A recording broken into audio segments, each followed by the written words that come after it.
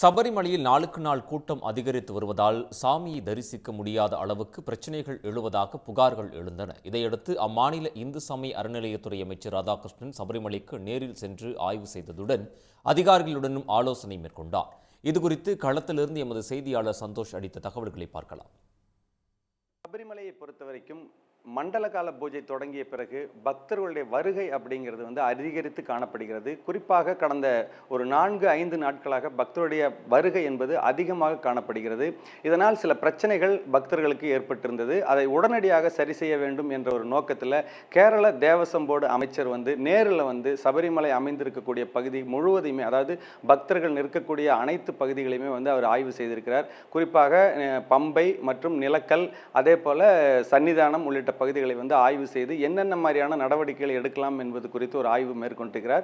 ശബരിമല നമ്മുടെ രാജ്യത്തിൻ്റെ ആകെ ഒരു തീർത്ഥാടന കേന്ദ്രമാണ്.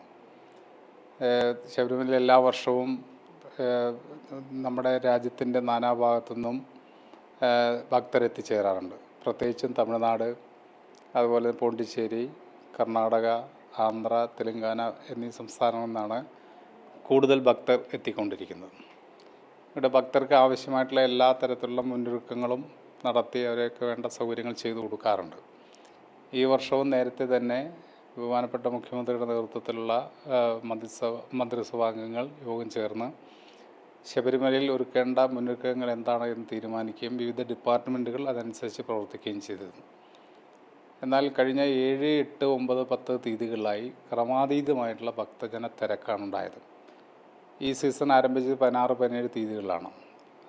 7-8 തീയതി വരെ സ്മൂത്തായിട്ട് ഒരു പ്രശ്നമില്ലാതെയാണ് ശബരിമല തീർത്ഥാടനം നടന്നിരുന്നത്. പക്ഷേ 8 തീയതിയോട് കൂടിയിട്ട് വലിയ രീതിയിലുള്ള ഭക്തജന തിരക്കാണ് വന്നത്. ഇവിടെ ഒരു പ്രത്യേകത എന്താണെന്ന് വെച്ച് കഴിഞ്ഞാൽ എല്ലാ വരുന്ന ഭക്തർക്കും 18ാം പടി ചവിട്ടിക്കയറണം. ഈ 18ാം പടി കയറുക എന്ന് പറഞ്ഞാൽ കുറച്ച് പ്രയാസമുള്ള കാര്യമാണ്. ഈ പ്രാവശ്യം ഒരു പ്രത്യേകത എന്ന് പറഞ്ഞാൽ നമ്മൾ പ്രതീക്ഷിക്കാത്ത അത്ര സ്ത്രീകൾ, കുട്ടികൾ, അതുപോലെ തന്നെ ഡിഫറൻ്റ് ലേബിളായിട്ടുള്ള ആളുകൾ, ഏജ്ഡായിട്ടുള്ള ആളുകൾ. ഈ 18ാം പടി കയറ്റുക എന്നുള്ളത് ഏറ്റവും ദുഷ്കരമായിട്ടുള്ളൊരു കാര്യമാണ്. അപ്പം അതിനിപ്പോൾ കുറച്ചും കൂടി അറേഞ്ച്മെൻറ്റ്സ് മെച്ചപ്പെടുത്തിയിട്ടുണ്ട്. 17 മണിക്കൂറായിരുന്നു നേരത്തെ ദർശനത്തിലെ സമയം, അത് 18 മണിക്കൂറായിട്ട് വർദ്ധിപ്പിച്ചിട്ടുണ്ട്. മറ്റ് ചില ഇപ്പം ഞാനിപ്പോൾ നമ്മുടെ തന്ത്രിയായിട്ടും ബഹുമാനപ്പെട്ട തന്ത്രിയായിട്ടും അതുപോലെ തന്നെ മേൽശാന്തിയായിട്ടും അതുപോലെ ഉന്നത ഉദ്യോഗസ്ഥന്മാരൊക്കെ ആയിട്ട് ചർച്ച ചെയ്തു എങ്ങനെയൊക്കെ നമുക്ക് ടൈം സേവ് ചെയ്തുകൊണ്ട് കൂടുതൽ ഭക്തരെ കയറ്റാൻ വേണ്ടിയുള്ള നടപടി സ്വീകരിക്കാതെ എല്ലാ തരത്തിലുള്ള ഏർപ്പാടുകളും ചെയ്തിട്ടുണ്ട്. എല്ലാവർക്കും നന്ദി. அதாவது தற்பொழுது அவர் நம்ம இடத்துல என்ன சொல்றாரு அப்படின்னு சொன்னா, சபரிமலை அமைந்திருக்கக்கூடிய பகுதி என்பது மேற்கு தொடர்ச்சி மலையினுடைய ஒரு முக்கியமான ஒரு பகுதி. அது புலிகள் காப்பக பகுதிக்கு உட்பட்டு வருகிறது. இதனால பல்வேறு கட்ட நடவடிக்கைகளை சபரிமலை பகுதியில் எடுப்பதற்கான முயற்சிகள் எடுத்தாலும் இயற்கை பாதுகாக்க வேண்டும் என்ற நோக்கத்தில் இந்த நடவடிக்கைகளை சில எடுக்க முடியாத ஒரு நிலை காணப்படுவதாக தெரிவித்தார்.